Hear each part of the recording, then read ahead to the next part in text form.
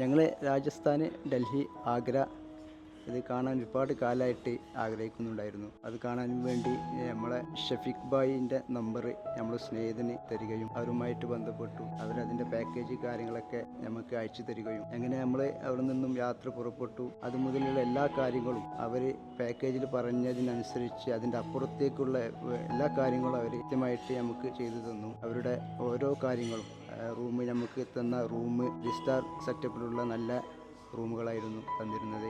അവർ കൂടെ നിന്ന് നമുക്ക് വേണ്ട കാര്യങ്ങളൊക്കെ ചെയ്തു തന്നു. സമയത്തിനനുസരിച്ചുള്ള എല്ലാ സ്ഥലങ്ങളും അതിൽ പാക്കേജിൽ പറഞ്ഞ എല്ലാ സ്ഥലങ്ങളും നമുക്ക് കാണിച്ചു തരികയും നമ്മുടെ കൂടെയുള്ള കുട്ടികൾക്ക് വരെ എൻജോയ് ചെയ്യുന്ന രൂപത്തിലുള്ള ഒരു യാത്രയായിരുന്നു നമുക്ക് തന്നത്. ഇവിടെ വന്ന് ഇറങ്ങിയതിന് ശേഷം അവർ ട്രാവലർ ബസ് 21, ഞങ്ങൾ ടോട്ടൽ 20 പേരാണ് വന്നിരുന്നത്.